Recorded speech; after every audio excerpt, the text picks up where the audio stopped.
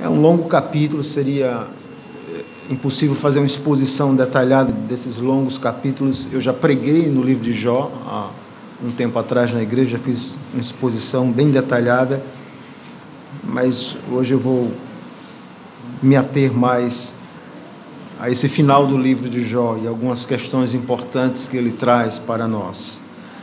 Então nós vamos ler o capítulo 42.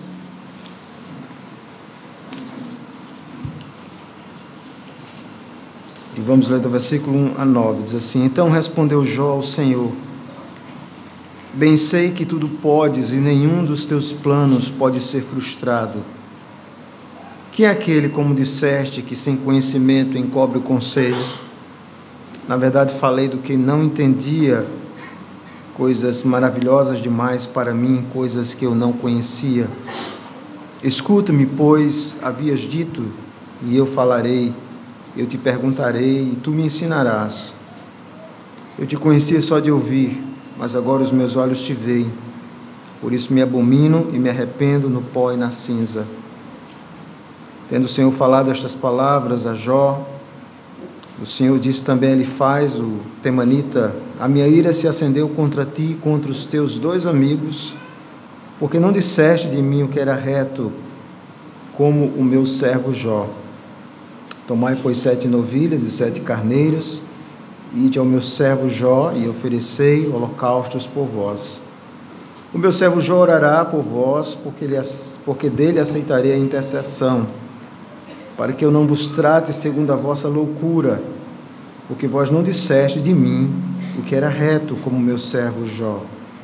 Então foram Elifaz, o temanita, e Bildade, o Suíta, e Zofá, o Naamatita, e fizeram como o Senhor lhes ordenara, e o Senhor aceitou a oração de Jó.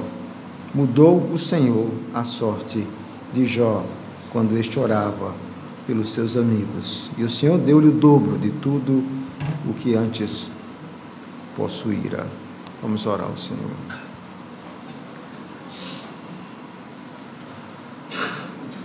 Senhor Deus, nós louvamos o Teu nome pela Tua palavra, que mais uma vez nessa manhã nós temos o privilégio de ler.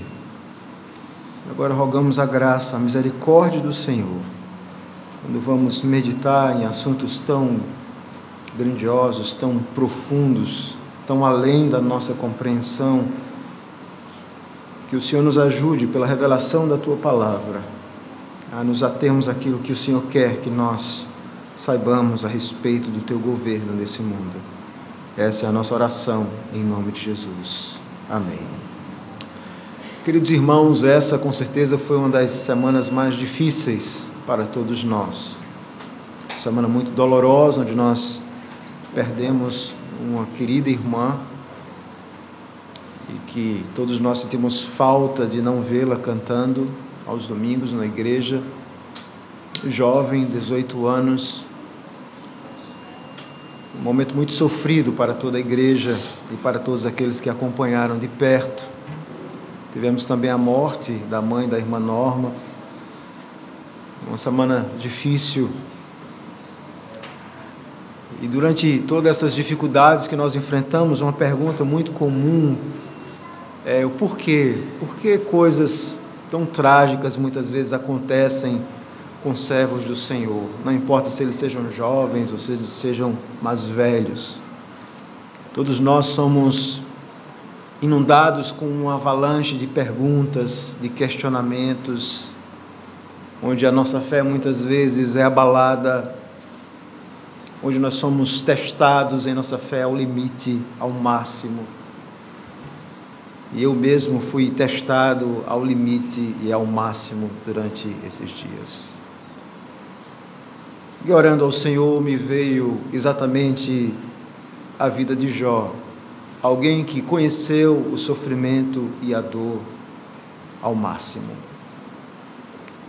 O livro de Jó, vocês devem lembrar, quando eu preguei há um tempo atrás, é um livro sapiencial, um livro que traz uma sabedoria. Mas a sabedoria e esses escritos de sabedoria, e nós vamos encontrar vários desses dessas obras poéticas sapienciais, e Jó tem muito isso de sabedoria, da própria forma poética hebraica, cheio de imagens, de paralelismos, mas também de sabedoria, de reflexões. E a sabedoria que o livro de Jó traz para nós é uma sabedoria divina que escapa ao entendimento humano. Essa é a primeira impressão que nós temos quando nós nos deparamos com o Jó. A sabedoria divina, ela escapa ao nosso entendimento. E o livro de Jó começa de uma forma bem simples, é a respeito de um homem que teme a Deus e de repente percebe que uma série de desgraças começam a ocorrer em sua vida, e ele não sabe, nós que estamos lendo o livro sabemos que tudo isso tem a ver com algo que está acontecendo em um mundo invisível. O livro de Jó tem duas teses básicas. Deus apresenta Jó como um homem temente e íntegro, e a tese de Satanás era que Jó era tudo aquilo porque Deus o havia abençoado. Satanás diz: a fé de Jó é fruto das bênçãos que você deu a ele, Deus. No dia em que você tirar tudo dele, ele vai amaldiçoar de você, na sua cara. A tese de Deus era outra, era que Jó tinha uma fé verdadeira, e por isso Deus o abençoara. Era um homem temente a Deus, independente das circunstâncias da vida. Jó era um homem temente a Deus, e Deus então o abençoou. E o livro então vai girar em torno dessas duas teses básicas. A fé de um homem é fruto da graça, da obra de Deus, e por isso Deus vê isso e abençoa essa vida de fé. Ou a fé de um homem é fruto do seu interesse, das coisas que Deus sempre lhe dá, e então ele vai nutrindo uma fé em detrimento do que Deus lhe dá, muito como nós ouvimos hoje na teologia da prosperidade. Essa era a tese de Satanás, era a teologia da prosperidade. Deus então permite que Satanás toque Jó, e ele toca de forma poderosa. Ele tira os bens de Jó, a família de Jó, e ele perde todos os seus bens e toda a sua família. Mas ele ainda permanece um homem íntegro a Deus. Satanás mais uma vez se aproxima e Deus diz: não, você ainda não tocou realmente onde deveria tocar. Uma coisa é você tocar nos bens de alguém, nos filhos, na família. Toca nele, deixa eu tocar nele, deixa eu tocar na saúde dele. Deus então permite que Satanás o faça, e Jó então experimenta uma terrível doença, úlceras. E eu lembro quando eu preguei aqui, fiz até um retrato dessa doença, da podridão. Ele precisava então de cacos para se coçar, úlceras, pus em todo o seu corpo. E Jó então começa a dizer: o dia que eu nasci não é um dia bendito, é um dia maldito. O que é que eu estou fazendo nesse mundo? E o livro de Jó então narra que 3 amigos vêm então consolar Jó. E esses 3 amigos buscam uma explicação muito clara, como nós muitas vezes buscamos. A explicação dos amigos de Jó, que Deus repreende nesse texto que nós inclusive lemos agora no final do livro, é que Jó tinha feito alguma coisa, e aquilo que Jó estava passando em sua vida era fruto do seu pecado, era uma consequência do seu pecado. Deus devia estar punindo Jó por alguma coisa que ele fez, e que ele deveria se arrepender dos seus pecados e se voltar para Deus, e talvez Deus em sua bondade mudasse a situação. E cada um buscava uma explicação. Eu lembro que eu expliquei bem detalhadamente, cada um desses amigos tinha uma perspectiva. Um era meio racionalista, outro disse a Jó que teve uma visão. Cada um que buscava uma explicação para o problema de Jó. E Jó então trava ao longo de todo o livro um diálogo onde os amigos o acusam, e ele então vai debatendo com os amigos, reconhecendo que ele não é perfeito, mas que não havia nada específico que ele havia feito que merecesse tamanha consequência pelo seu pecado. E o livro, então, de Jó, no final do livro de Jó, o livro, então, caminha para um diálogo não mais entre Jó e os seus amigos, mas para um diálogo, no capítulo 38, peço que você abra a sua Bíblia, para um diálogo que começa entre Jó e Deus. Esse é o clímax do livro. Esse clímax do livro, desse diálogo entre Deus e Jó, que vai do capítulo 38 até o capítulo 41, vai preparar o livro para o final, para o epílogo do livro, que está no capítulo 42, no versículo 1 até o versículo 17. É o final, é o reconhecimento de Jó e como Deus então mudou a sorte de Jó. Uma das coisas que nós aprendemos nesse epílogo final e que Deus vai mostrar a Jó e que Deus também vai nos ensinando ao longo desses acontecimentos da nossa vida e ao longo dessa semana é a respeito da incompreensibilidade dos planos de Deus. Essa é a grande lição que nós vamos aprender do livro de Jó. A incompreensibilidade dos planos de Deus. E nós vamos ver isso primeiro no diálogo, no capítulo 38 a 41, onde Deus vai apontar a Jó o perigo do endurecimento do coração e da falta de humildade. Nós vamos ver esse diálogo. Deus então começa a travar um diálogo com Jó e vai apontando isso. E esse diálogo de Deus com Jó tem 2 ciclos, nós vamos ver isso. Mas em suma, Deus está mostrando o perigo do homem por não compreender Deus, se endurecer, lhe faltar humildade diante desse Deus que nós não conhecemos nem compreendemos os seus planos.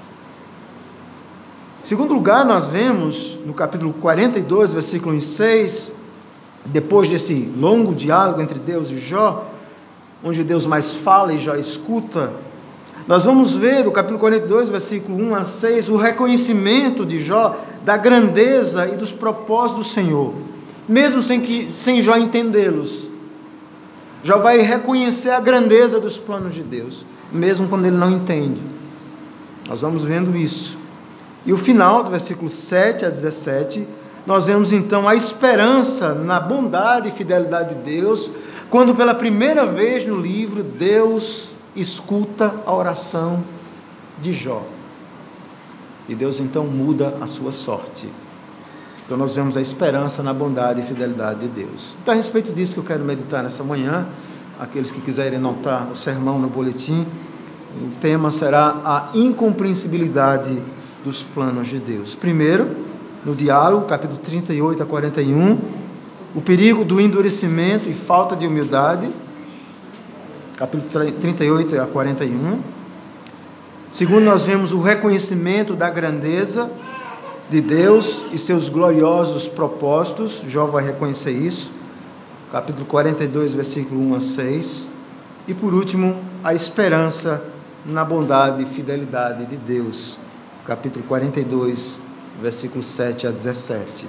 Então vamos analisar em primeiro lugar o perigo da dureza do coração e da falta de humildade. O capítulo 38, abra sua Bíblia, por favor, 38, começa pela primeira vez Deus se dirigindo a Jó. Jó, ele vai fazer uma série de perguntas. Perguntas a Deus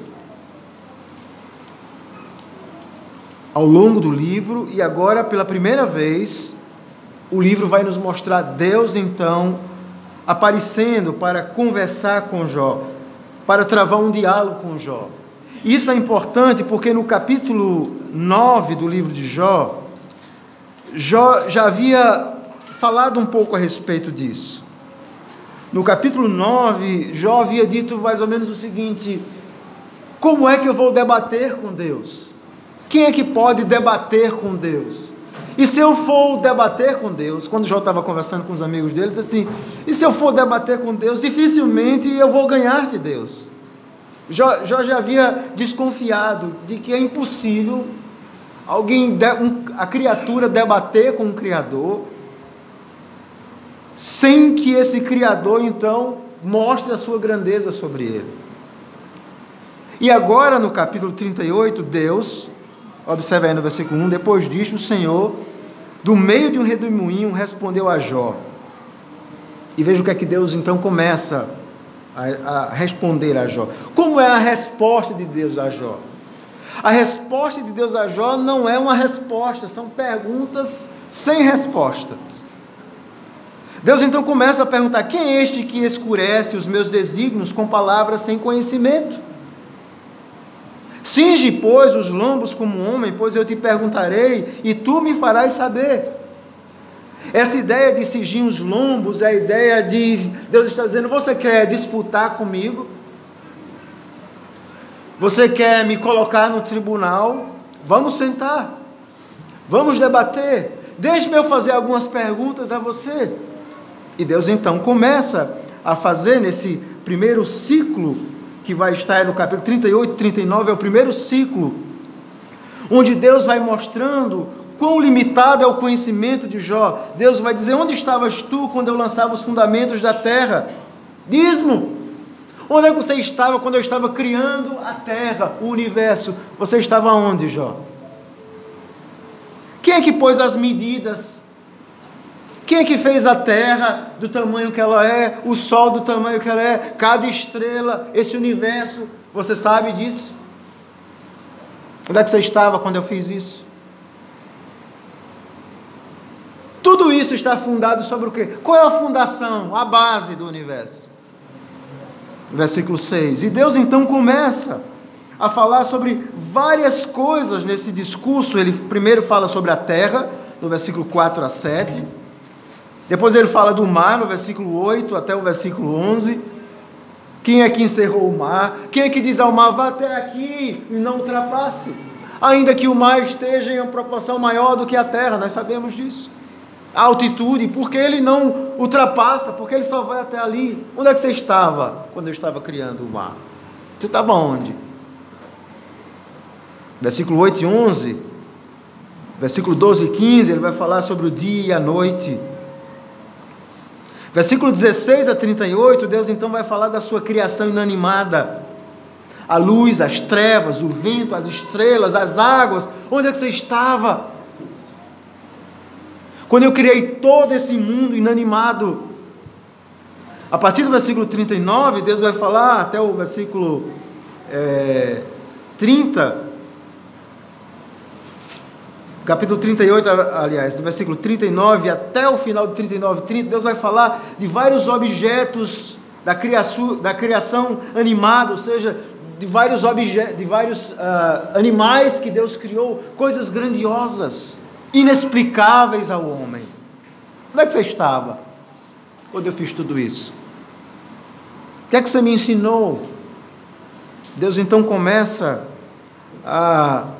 através desse ciclo de perguntas, levar Jó a refletir quão distante era Deus, o Criador, da sua criatura.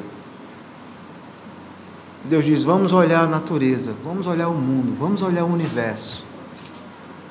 Esse primeiro ciclo, essas obras de Deus que estão à vista, através dessas perguntas, Deus está dizendo assim: você não entende nem o que você vê. Você não entende nem o que você enxerga, quanto menos o que você não enxerga. Você não entende nada. E quando Deus então vai falando nesse capítulo 38, esse ciclo de perguntas que termina no final do capítulo 39, Jó então vai responder. No capítulo 40, veja comigo: disse mais o Senhor a Jó: acaso quem usa de censuras contenderá com o Todo-Poderoso? Quem assim argue a Deus, que responda. Então Jó respondeu ao Senhor e disse: sou indigno. Que te responderia eu? Ponho a mão na minha boca. Uma vez falei e não replicarei. Aliás, 2 vezes, porém não prosseguirei. Então, quando Deus mostrou a grandeza dele como Criador, e de todas as coisas que ele fez, e a perfeição, Jó diz: você ainda quer contender comigo como um Todo-Poderoso? E Jó diz assim: eu sou indigno. O que é que eu vou te responder? E nessa indignidade, Jó humildemente diz assim: agora eu me calo, eu estou calado, eu não abro mais a minha boca. Aquele primeiro ciclo, Deus havia feito a primeira obra na vida de Jó. Aquelas perguntas de Deus, apontando a sua grandeza sobre a criação, haviam tido o primeiro efeito. E esse efeito era que Jó humildemente se calasse. Ele não tem mais nada a perguntar. Ele está calado. Eu não posso mais falar. Eu não posso mais questionar Deus. Ele se cala. Mas quando ele se cala, vem o segundo ciclo de perguntas que Deus faz. Esse segundo ciclo de perguntas de Deus, que começa aí no capítulo 40, a partir do versículo 6, Deus mais uma vez vai falar a Jó. Primeiro Deus faz uma série de perguntas sobre a natureza, sobre a criação, e Jó diz assim: eu me calo agora. E agora vem, observe no capítulo 40, acompanhe comigo, a partir do versículo 6, o segundo ciclo de pergunta, e esse segundo ciclo começa de uma forma totalmente diferente, porque nesse ciclo agora, Deus fala sobre a sua grandeza sobre os ímpios. O propósito aqui vai, além de mostrar a Jó que Deus é o Deus criador e sustentador desse mundo, o propósito desse segundo ciclo é convencer que existe nesse mundo uma ordem moral, de que existe alguém que governa e de que as coisas que acontecem no mundo, não apenas nesse mundo criado, nesse mundo moral, nessa questão de relacionamento entre homens, na questão da maldade dos homens, na bondade de uns, na maldade de outros, na prosperidade de uns, no juízo sobre outros, de que nesse mundo moral existe também alguém que governa. O mundo também não está desgovernado nesse aspecto. Então, esse segundo ciclo de perguntas, o próprio Deus aparece com o objetivo de transformar, de levar o racionalismo de Jó contra ele mesmo. Deus aceita essa igualdade para debater, para cingir os lombos com Jó, diz assim: agora eu vou mostrar a você que mesmo se a gente não considerar a natureza, a criação, se considerar a ordem moral, porque uns nascem, porque uns vivem, porque outros morrem, eu também sou Senhor sobre isso. Isso também não está desgovernado. Então você observa que o versículo 6 diz assim: então o Senhor, do meio de um redemoinho, respondeu a Jó. Mais uma vez Deus chama ele para cingir os lombos. Cinge agora os lombos como homem. Eu te perguntarei e tu me responderás. Acaso anularás tu de fato o meu juízo? Ou me condenarás para o justificares? Ou tens braço como Deus? Ou podes trovejar com a voz como ele o faz? Orna-te, pois, de excelência e grandeza, veste majestade de glória, derrama as torrentes da tua ira e atenta para todo soberbo e abate-o. Olha para todo soberbo e humilha, calca os pés os perversos do seu lugar, cobre-os juntamente no pó, encerra-lhes o rosto no sepulcro. Então, também eu confessarei a teu respeito que a tua mão direita te dá vitória. Deus então diz: olha para esse mundo, vê esses perversos, você consegue estabelecer justiça no mundo, Jó? Você consegue fazer com que um homem rico, perverso e mau seja abatido?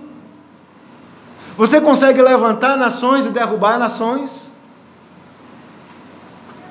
Você consegue estabelecer algum senso de justiça nesse mundo? Eram perguntas cortantes que Deus está fazendo a Jó. O que Deus está dizendo a Jó, nessas perguntas que Deus está fazendo, eu não vou analisar todas, são longas, é um longo capítulo, e você pode ler em sua casa, mas Deus está mostrando a Jó que em um universo cheio de paradoxos para suas criaturas humanas, e o universo é cheio de paradoxos, de coisas que nós não entendemos, porque muitas vezes alguns ímpios prosperam e vivem até a velhice, enquanto crentes verdadeiros morrem jovens. É cheio de paradoxos, cheio de dilemas, inclusive morais. Nesse mundo, Jó precisa aceitar a palavra de Deus, mesmo quando não compreenda nenhum dos seus mistérios. Ainda assim há um governo sábio e justo sobre tudo isso que nós não entendemos. Essas perguntas tinham o objetivo de mostrar a Jó a sua incapacidade. A incapacidade de uma criatura entender os desígnios, os planos sábios, eternos e que fazem sentido na mente de um Criador perfeito. Nós não temos tal capacidade. Através desses planos e desses desígnios, Deus mostra a Jó e a você o que nós somos: pó.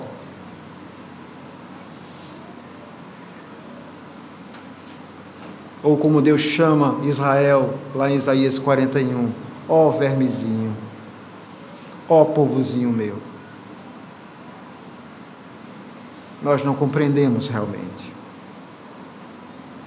Esse segundo discurso, Deus mostra que há uma ordem moral que governa todas as coisas, que nada escapa, e que vale a pena servir esse Deus, mesmo quando nós não entendemos os seus desígnios. E é por isso que nós vamos entender a resposta de Jó a esse segundo ciclo de Deus. Mas uma coisa que fica na nossa mente quando nós lemos o capítulo 38 ao 41 é por que Deus usa tantas perguntas? Por que Deus busca estabelecer esse duelo? Porque através, essa é uma forma bastante oriental, Jesus também fazia muitas vezes isso, quando alguém lhe perguntava alguma coisa, o objetivo dessas perguntas tinha exatamente esse objetivo de o meta questionar o questionador até que ele duvide das suas dúvidas. Esse é o método. O método de Deus, ao invés de responder a Jó, foi questioná-lo com perguntas até o ponto que Jó duvide das suas dúvidas. Jó estava cheio de porquês. Deus faz uma série de perguntas para dizer assim: é justa a sua dúvida? É justo você achar que eu realmente não governo? Faz sentido isso? Você achar que sua vida está desgovernada? Que nós estamos vivendo em um caos, em um mundo cíclico sem começo, meio e fim, como os evolucionistas dizem, que nada faz sentido? É justo pensar isso? E aquele argumento de Deus foi esmagador sobre Jó. Muitas vezes, meus irmãos, nós na nossa vida nos levantamos com uma série de perguntas. E essas perguntas são frutos de sofrimentos reais que nós experimentamos, como Jó experimentou. E o sofrimento tem uma grande capacidade de nos embrutecer,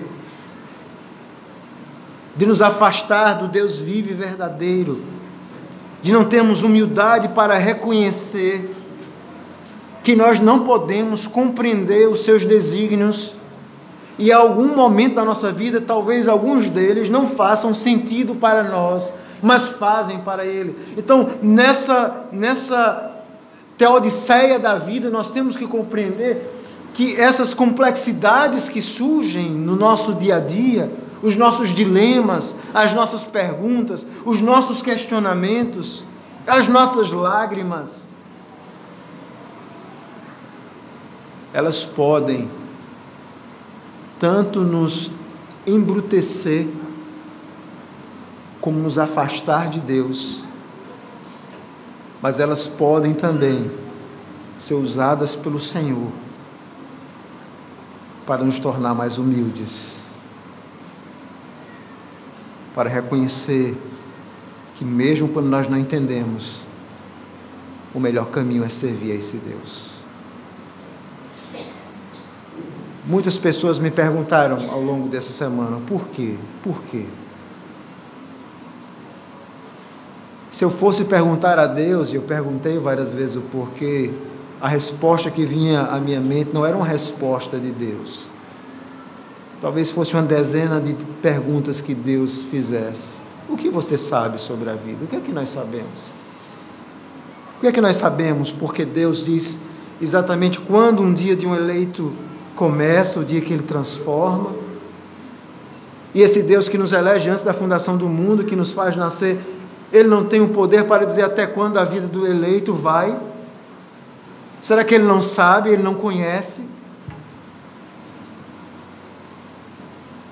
Será que nós sabemos o porquê um crente não teve uma vida até a sua fase adulta, porque ele teve que morrer mais jovem, ou porque alguns morrem mais velhos? Será que nós podemos compreender como Deus guia a perseverança, a doutrina da perseverança dos santos? Como é que Deus vai guiar para dizer exatamente esse aqui vai viver até esse momento? Esse é o ponto, até que eu tome para mim. Será que nós compreendemos as grandezas celestiais de Cristo com o seu povo? Será que nós compreendemos a alegria de Cristo em receber as almas dos eleitos lá no céu? Nós entendemos alguma coisa disso? Nós já estivemos no céu para ver o que acontece com aqueles que entram, que se encontram com o Cristo que eles amaram e serviram a vida toda, e finalmente na morte se encontram com Ele? Será que nós entendemos que a morte dos crentes tem a ver com esse relógio de Deus que aponta para a segunda vinda do Senhor Jesus, para o seu retorno, para a ressurreição dos nossos corpos, para coisas gloriosas que nos aguardam? Nós entendemos alguma coisa sobre isso?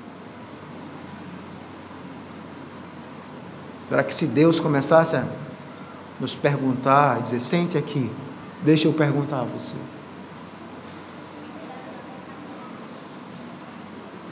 O melhor caminho, quando nós não entendemos os desígnios de Deus, é fazer exatamente como Jó. Eu não falo mais nada. Não tenho mais nada a perguntar. Vou colocar a mão na minha boca. Eu não tenho mais nada a perguntar ao Senhor. Foi isso que Jó disse. Uma vez eu falei, não replicarei. Aliás, 2 vezes. Não vou prosseguir. Não é bom, irmãos, prosseguir na nossa luta questionadora contra um Deus santo e justo. Não é bom para a nossa fé tentarmos entrar em uma batalha moral com Deus. Não é bom para criaturas tentarem entender muitas vezes os desígnios incompreensíveis do seu Criador. O melhor caminho é fazer como Jó. Eu sou indigno. Eu ponho mão na minha boca. E o segundo ciclo termina com, e é o segundo aspecto nessa manhã que eu quero abordar, o reconhecimento da grandeza de Deus. Observe que o segundo ciclo é um ciclo diferente, como eu falei, muito mais moral. E nesse ciclo moral, onde Deus faz uma série de perguntas a Jó, no capítulo 41, eu quero chamar a sua atenção de um texto que nós conhecemos, porque é citado pelo apóstolo Paulo. Nesse ciclo moral, Deus vai usar, nesse segundo ciclo de perguntas, 2 figuras em hebraico que chamam Beremoth e Leviatã. São as 2 palavras, 2 animais que nós não conhecemos. O nosso tradutor usa animais mais conhecidos para nós, mas essas são as 2 palavras desses 2 grandes animais. E esses 2 animais que Deus cita, e alguns dizem assim, mas isso era um diálogo moral, por que Deus cita esses dois outros animais?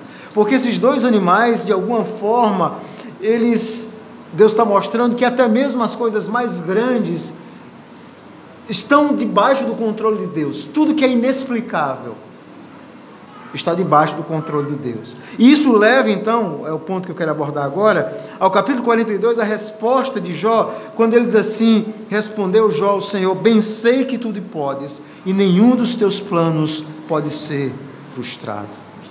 Quem é aquele, como disseste, que sem conhecimento encobre o conselho? E Jó está citando a ele mesmo aqui, ele está citando o que ele disse. Ele está citando aqui exatamente o capítulo 38. Aliás, o que Deus disse a ele, quando Deus disse assim: quem é este que escurece os meus desígnios com palavras sem conhecimento? E Jó diz: Senhor, eu sei que nenhum dos teus planos, nenhum, pode ser frustrado. E aquilo que o Senhor diz: quem sou eu? Que tolo sou eu, que sem conhecimento vou querer debater com o Criador. Nenhum dos teus planos podem ser frustrados.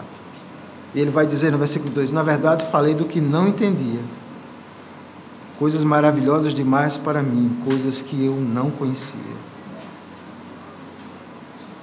Eu conhecia só de ouvir, mas agora os meus olhos te veem. Por isso me abomino e me arrependo no pó e na cinza. Aqui nós temos um reconhecimento de Jó da grandeza, do poder e dos propósitos de Deus. Nenhum dos planos de Deus podem ser frustrados. Não há casos. Não vivemos em um mundo cíclico como os gregos acreditavam. Vivemos em um mundo com um propósito, e o grande propósito de Deus é trazer todas as coisas debaixo da glória de Cristo. E é por isso que a morte dos santos são preciosas aos olhos do Senhor, porque quando eles morrem, eles não acabam, mas eles entram nesse gozo com Cristo. Eles abandonam a sua vida de pecado e entram com Cristo. Às vezes nós só pensamos, quando crentes jovens morrem, do que eles não experimentaram nessa vida. Talvez eles tinham uma vida grande pela frente, sim, mas muitas vezes nós não pensamos a vida de lutas grandes que eles teriam pela frente, ou de pecado, ou de angústias, ou de aflições, e que o Senhor, em sua bondade, os poupou. Nós nunca pensamos assim. O privilégio também de não experimentar o mundo e ver as piores faces que à medida que nós vamos envelhecendo, nós vamos vendo. Deus sabe todas as coisas. Nenhum dos planos de Deus pode ser frustrado. Nenhum dos planos dele. Então, quando um jovem cristão morre, isso estava nos desígnios de Deus, sim. Quando um irmão mais velho morre, estava nos desígnios de Deus que ele morresse na velhice. Nenhum dos planos de Deus será frustrado. Como Jesus disse, não há uma ave que caia que esteja fora dos desígnios de Deus. O cabelo da vossa cabeça, Cristo disse, os cabelos estão todos contados. Não há casos. E o livro é importante porque quando Deus falou a primeira vez, Jó disse assim: eu vou calar. Mas agora nós vemos Jó em um profundo reconhecimento. Deus nunca respondeu a Jó. Deus nunca disse a Jó, não de forma direta, mas de forma indireta, ele havia reconhecido exatamente isso. Que os planos de Deus são misteriosos, são incompreensíveis, eles não podem ser frustrados. E eles visam a glória de Deus e o bem dos crentes. Às vezes é fácil dizer todas as coisas cooperam para o bem daqueles que amam a Deus, quando a gente recebe uma notícia boa, coisa boa acontece na nossa vida. Outra coisa é quando nós enfrentamos situações difíceis na nossa vida e ainda assim temos que dizer: todas as coisas cooperam para o bem daqueles que amam a Deus. Em que cooperou para o bem de Jó tudo o que ele passou? Uma coisa que Jó nos diz no final desses versos 5 e 6 nos apontam nessa direção. Eu te conhecia só de ouvir, mas agora os meus olhos te veem. Jó havia experimentado a Deus de uma forma que ele nunca havia experimentado antes. Jó conhecia a Deus, ele era um homem temente a Deus, mas aquela revelação, o Rei do Universo tinha vindo socorrê-lo. O Rei do Universo tinha respondido, ele tinha ouvido a voz de Deus. Ele descobriu que o Rei do Universo, ele que achava que estava sozinho, ele descobriu que o Rei do Universo se importava com ele. Porque o fato do Rei do Universo, do Criador de todas as coisas, esse Deus tão grandioso, travar um diálogo com ele, com um simples mortal, com uma simples criatura, mostrava a ele, não apenas que Deus era real, mas que Deus nunca o havia abandonado em nenhum momento. A fé de Jó era uma fé firme. E não é porque a fé de Jó era uma obra de Jó mesmo, porque a fé não é obra humana. A fé é um dom de Deus. Jó tem muitas perguntas para colocar diante de Deus. No entanto, ao invés de Deus tentar provar que o mundo é explicável, Deus diz: Jó, o mundo é mais estranho do que você imagina. Mais estranho. No entanto, apesar de toda essa estranheza, inexplicabilidade, há também brilho, alegria, a oposição ao erro. Deus mostra a ele: eu sou aquele que governa o mundo, que abate o soberbo. É um mundo cheio de paradoxos. E você está sofrendo. Esse é o segredo do livro de Jó. Deus está dizendo a Jó: você está sofrendo, não é porque você é o pior dos homens que merece sofrer. É porque você é um dos melhores.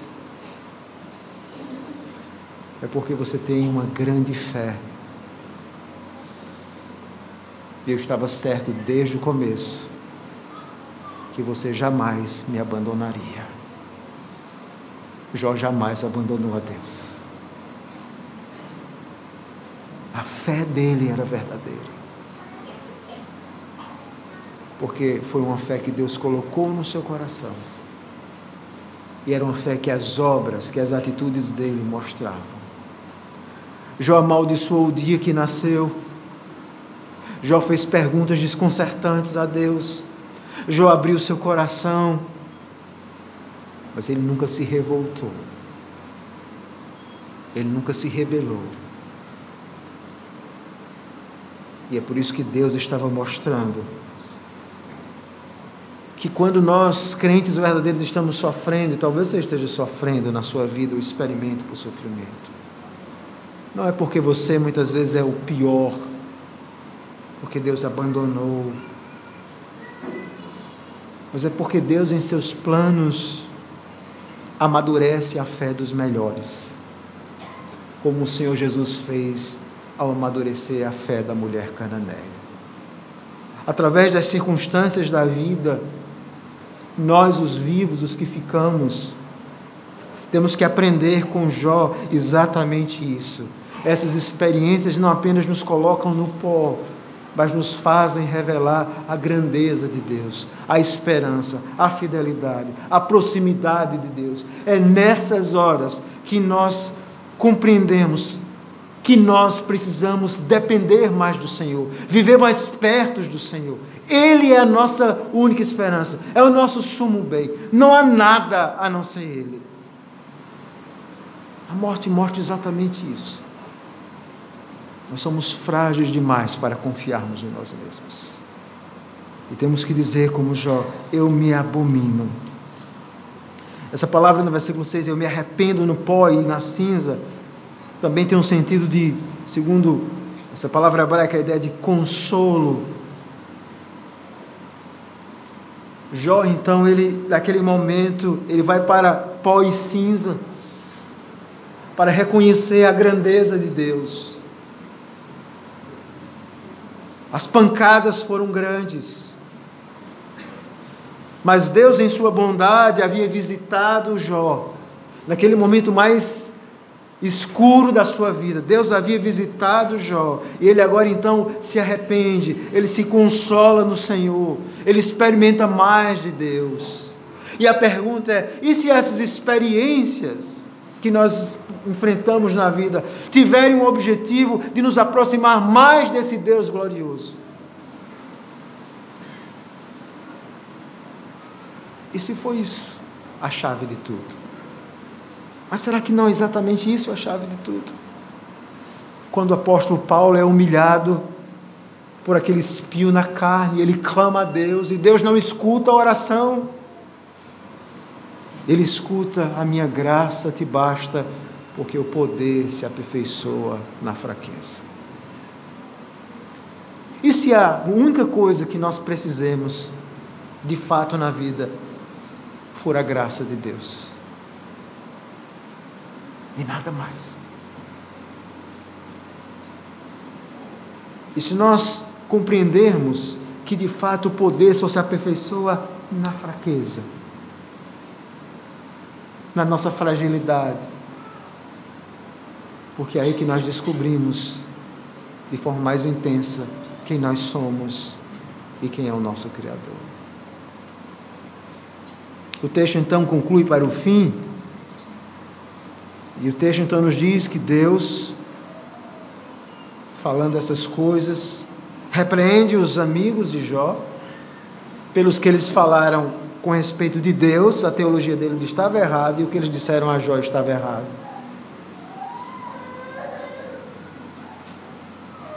Ele então instrui que Jó ore pelos seus amigos. E no final do versículo 9 tem uma frase que é chave no livro. Veja aí, no final do versículo 9, capítulo 2. E o Senhor aceitou a oração de Jó. Jó clamou todo o livro para que Deus mudasse a sua sorte. Deus não mudou. Mas no final do livro, Deus, em sua soberania, aceitou a oração de Jó. Deus não ouviu as orações antes? Será que Deus não escuta as nossas orações? Ou quando nós clamamos do fundo da nossa alma, pedindo que Deus revertesse uma situação? Será que nós cremos num Deus surdo? Um Deus que não tem poder de mudar, de dar vida, de curar? Claro que nós cremos. Mas o Senhor, em sua soberania, não quis nos ouvir. Mas existem momentos em nossa vida onde Ele vai nos ouvir, onde Ele vai aceitar a nossa oração. E o versículo 10 diz assim: e mudou o Senhor a sorte de Jó. E o que nós queremos é isso, é que Deus, em meio ao sofrimento, muda a nossa sorte. E Ele vai fazer isso, irmãos, às vezes aliviando o sofrimento, às vezes nos levando para estar com Cristo. Mas Deus está sempre cuidando do seu povo com fidelidade. Esse final do livro nos dá esperança na bondade, na fidelidade pactual de Deus. Deus nunca abandona os seus. Nunca. Deus é grandioso. E todas essas feridas de Jó prefiguram as feridas daquele que também veio para experimentar a dor e o sofrimento de forma extrema, o nosso Salvador. Ele também veio a esse mundo para morrer, para dar a vida por pecadores como eu e você. Ele experimentou o sofrimento mais agudo do que Jó. Ele também teve orações não respondidas. Ele também clamou no Getsêmani, mas teve que dizer: não seja feita a minha vontade, sim a tua vontade, ó Pai. Ele teve que amargar a cruz do Calvário, experimentar a dor e um sofrimento que Jó e eu e você nem conhecemos de longe, experimentar a ira de Deus sobre si mesmo. Ele foi tornado pecado, como Paulo diz, em nosso lugar, para que tudo fizesse sentido na nossa vida. E o que faz sentido na nossa vida? O que faz sentido em nossa vida não é que nós temos as respostas do nosso futuro ou do nosso presente. A única coisa que faz sentido na vida de um cristão é saber que o seu Redentor, que o seu Salvador vive e jamais irá abandoná-lo. Isso é a única coisa que faz sentido. Eu não tenho respostas, eu não sei os porquês, mas eu sei uma coisa: eu sei que o meu Salvador jamais me abandonará, porque Ele sofreu para me comprar na cruz do Calvário. E eu sei que quando a cruz for amarga, pesada, carregada, de carregar, eu sei que Ele estará comigo, porque na vida cristã eu sei que eu sou como um sirineu, eu sempre levo a parte mais leve da cruz, a parte mais pesada o nosso Salvador já levou por nós. Então, em meio a tantos questionamentos, nós podemos não ter nenhuma das respostas, mas sabemos que a graça nos basta, a graça é suficiente. E temos um Salvador que promete que jamais vai nos deixar, jamais vai nos abandonar. Há uma história a respeito de um famoso pintor, e eu quero concluir com ela. Ele costumava fazer algumas apresentações nos Estados Unidos, então ele fazia a pintura, muito bonita, mostrava às pessoas olhavam e diziam: que legal. E ele então pegava várias tintas, deitava novamente a tela e começava a destruir a tela. E as pessoas: o que é que esse homem está fazendo? Ele está destruindo. Ele jogava tinta. As pessoas não estavam compreendendo. Então, quando ele levantava a tela pela segunda vez, a tela estava mais bela do que a primeira. Ele não estava destruindo a tela, ele estava reconstruindo-a, mudando tudo de uma forma mais perfeita. Na nossa vida também é assim. Às vezes tudo parece tão perfeito. De repente Deus, em sua soberania, como pintor, baixa tudo, mexe em tudo e nada faz sentido para nós. Mas quando essa tela se levanta, nós vamos ver que tudo vai fazer sentido. Nós não temos as respostas hoje, mas se um dia Deus, em sua soberania, quiser nos dizer, nós vamos entender muitas coisas. Mas uma coisa que nós nunca devemos deixar de duvidar é que Deus, como pintor, como arquiteto, Ele está fazendo com que a tela da sua vida e da minha vida seja sempre perfeita, aos olhos dEle, não aos nossos olhos. Vamos confiar sempre nesse Senhor, que é soberano e cujo nenhum dos seus planos pode ser frustrado, nem na minha vida, nem na sua vida, nem na vida do mundo, porque Ele é Deus, é o nosso Senhor. Senhor, nós louvamos o Teu nome. Eu sou grato pela Tua palavra, porque os Teus planos são sempre misteriosos e incompreensíveis, mas são sempre mais sábios do que nós. O Senhor sempre é mais sábio. E a parte difícil da vida não está em reconhecer que nós muitas vezes sofremos, mas está em reconhecer que os Teus planos não são frustrados e são mais sábios. Então tem misericórdia da nossa vida, e misericórdia de nós, e nos ajuda a descansar em Ti, mesmo quando não entendemos os Teus desígnios. Em nome de Jesus nós oramos. Amém.